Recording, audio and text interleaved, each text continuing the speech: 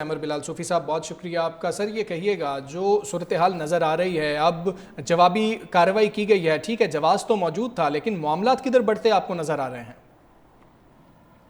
जी देखिए, ये ज़ाहिर है बहुत ही तशवीशनाक सूरत हाल है, क्योंकि जो अटैक यूएस ने किया था 3 वेन्यूज़ पर ईरान के अंदर, और इस प्रीटेक्स्ट पे कि वो वहाँ के जो अड्डे हैं और वहाँ पर जो न्यूक्लियर साइट्स हैं उनको अटैक कर रहे हैं, उसको ईरान ने क्लियरली लिया था as a violation of international law.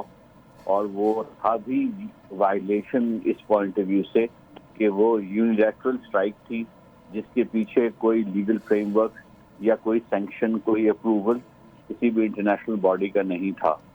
तो अब ये जब इस तरह का यूनिलैटरल एक्शन होता है तो फिर राइट ऑफ रिप्राइजल दूसरे फरीक को हासिल हो जाता है।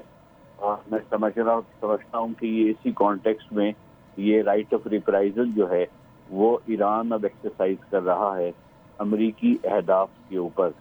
तो ये ज़ाहिर है एक बहुत डेंजरस डेवलपमेंट है। अब इसको यूएस गवर्नमेंट कैसे एग्जामिन करती है और सिक्योरिटी काउंसिल इसको कैसे देखती है, ये अभी थोड़ा सा हमें इंतज़ार करना पड़ेगा जब डेवलपमेंट्स और वाज़ेह होंगी।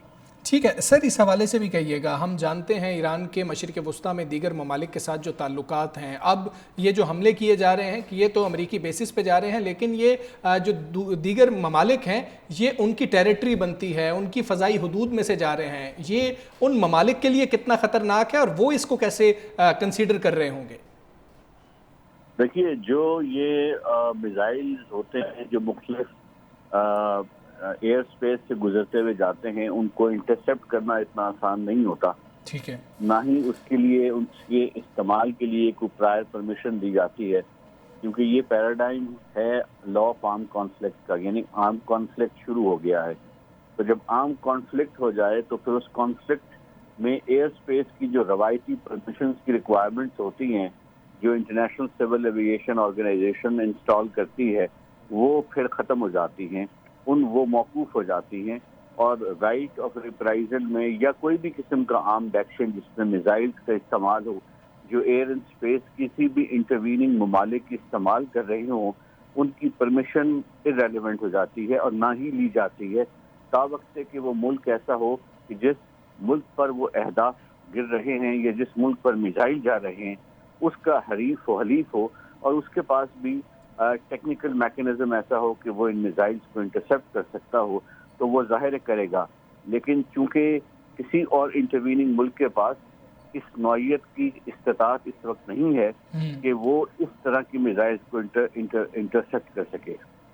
ठीक है, इंटरसेप्शन तो सर एक मामला हो गया। हम सिफारती मामलात के हवाले से देखें तो आप क्या समझते हैं, कतर का इसके ऊपर क्या रिएक्शन आ सकता है ईरान के खिलाफ? कतर ने अभी जो खबरें आ रही हैं अपनी एयर स्पेस को बंद कर दिया है, और वो इसीलिए किया है ताकि जो है उसकी जो एयरलाइन है वो दुनिया में सबसे one of the largest airlines है, one of the largest operations हैं उस एयरलाइन के एनीवेयर इन द वर्ल्ड। तो वो एक शब्द है।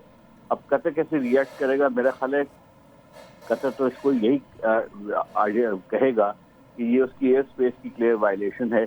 लेकिन ईरान अभी ये कह रहा है कि अहदाफ कतर नहीं है, या कतर की सरजमीन या कतर के लोग या कतर की हुकूमत नहीं है, बल्कि वो अड्डे हैं जो यूएस के वहाँ पर हैं।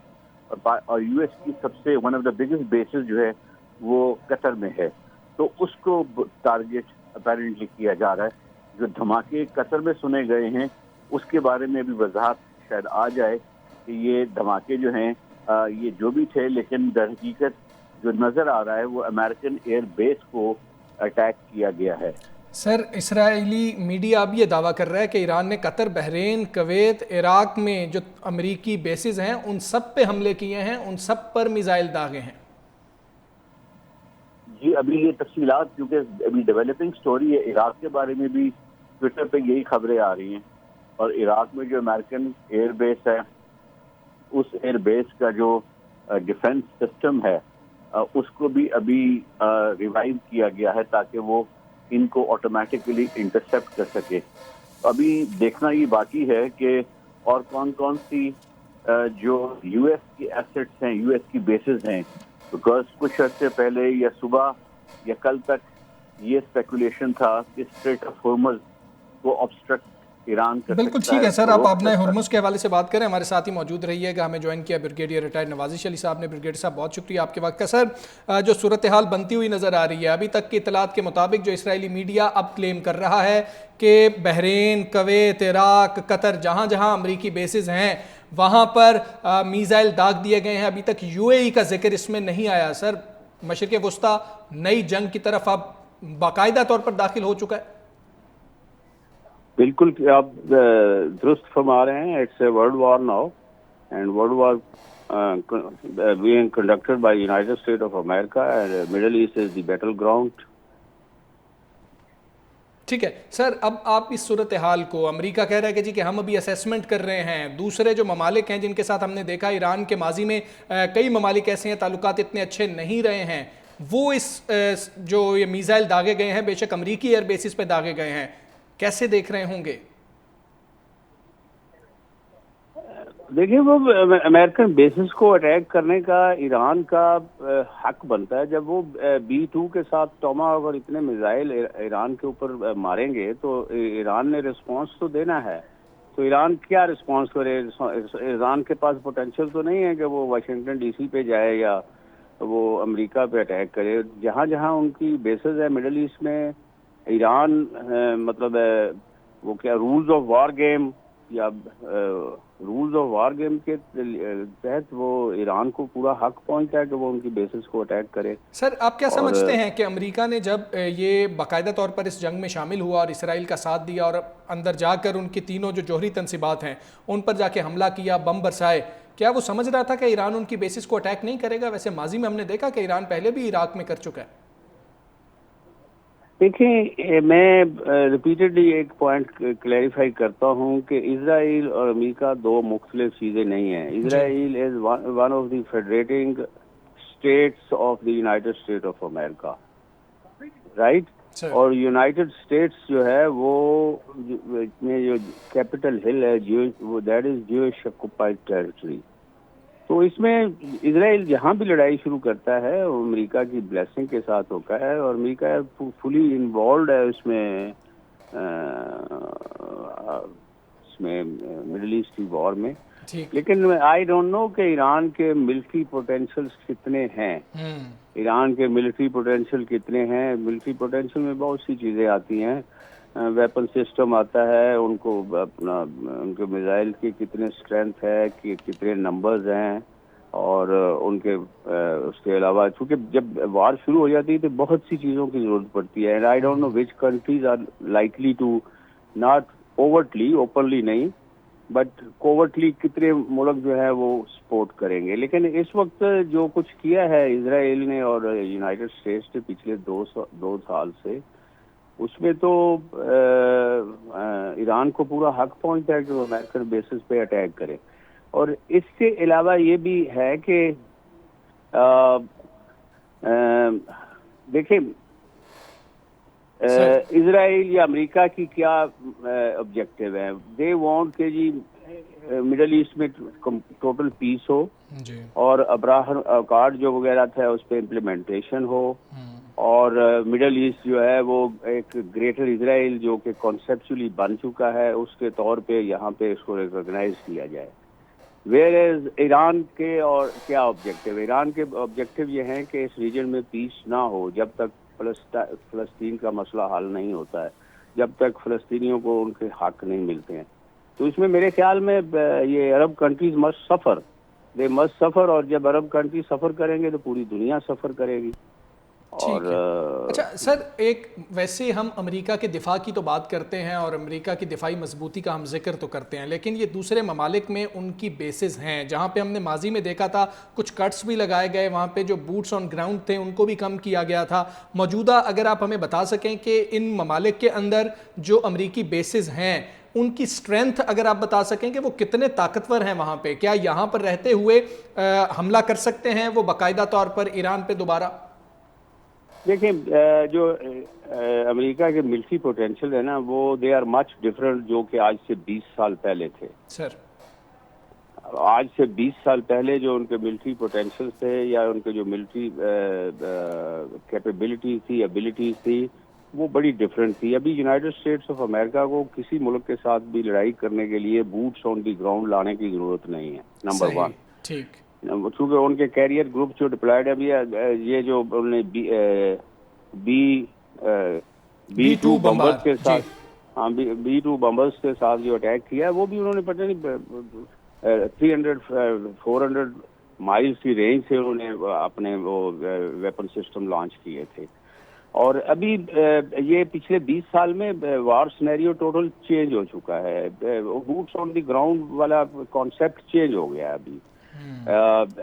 मैं आपको मिसाल देता हूँ कि ये जो 3-4 दिन के जो पाकिस्तान और इंडिया के दरमियान भी ये इंसिडेंट्स हुए थे, उसमें इंडियन एयरफोर्स या पाकिस्तान एयरफोर्स या जो भी थे, they did not cross the international border. वो अपने स्पेस में रहते हुए वो अपना ऑब्जेक्टिव अचीव करते हैं, अपने मिसाइल फायर करते हैं, और गाइडेंस सिस्टम इतना ज़बरदस्त है कि उसकी ज़रूरत ही नहीं है। तो बहरहाल इसका पाकिस्तान पे बड़ा नेगेटिव इम्पैक्ट है इस वॉर का, because we are sharing border with Iran, और जिसकी वजह से इसकी बड़ी सीरियस इम्प्लीकेशंस होंगी हमारे लिए। ठीक है सर, मशरिक़ वस्ता की अगर हम बात करें, जिस खित्ते तक ये जंग छिड़ चुकी है वहाँ पर तो हमें अगर मुकाबला करना है तो ईरान तनहा नज़र आता है। अब आप देखते हैं जिस तरह से आपने वर्ल्ड वॉर का जिक्र किया था, ये मामला पाकिस्तान की जानिब खुदा न खास्ता या आगे चाइना या रशिया की जानिब बढ़ सकता है? नहीं, मेरा नहीं ख्याल है कि चाइना और रशिया जो है ना, they have a mature leadership जो कि लोग एक्नॉलेज कर रहे हैं, पुतिन की भी और उसकी भी, और वो ये इसको फर्दर एस्केलेट नहीं करेंगे। और जहाँ तक पाकिस्तान का ताल्लुक है, पाकिस्तान एक रिस्पांसिबल न्यूक्लियर स्टेट है। We would not like to get involve directly into the war, और ना ही उसकी हमें ज़रूरत है और ना ही कोई ऐसी रिक्वायरमेंट है। बिल्कुल ठीक है। अच्छा सर, अगर हम बात करें कि जिस तरह से ये मीज़ाइल दागे जा रहे हैं, ये जो ममालिक हैं, कतर है, अगर हम देखें कवैत है, इराक है, सीरिया है, बहरीन है, सर इनके पास इंटरसेप्शन के हवाले से कोई इस तरीके का डिफेंस सिस्टम मौजूद है कि ये इन मीज़ाइल्स को इंटरसेप्ट कर सकते हो, या ये भी अब अमेरिका को ही करना होगा?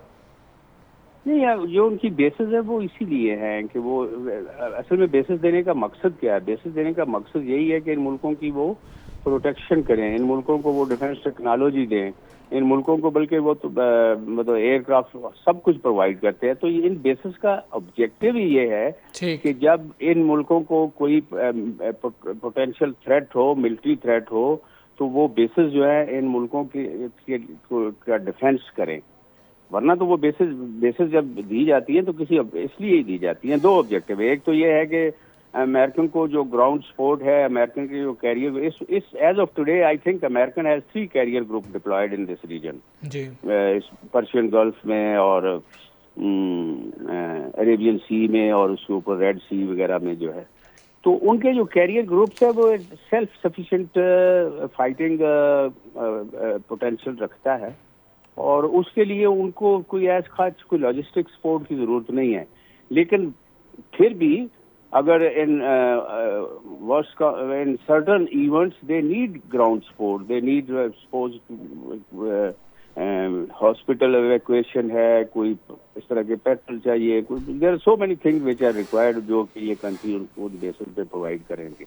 लेकिन मैं वो एक ही फिक्रा बोलूंगा कि ये बेसिस जो है, ये बेसिस बनाने के 2 ही ऑब्जेक्टिव है।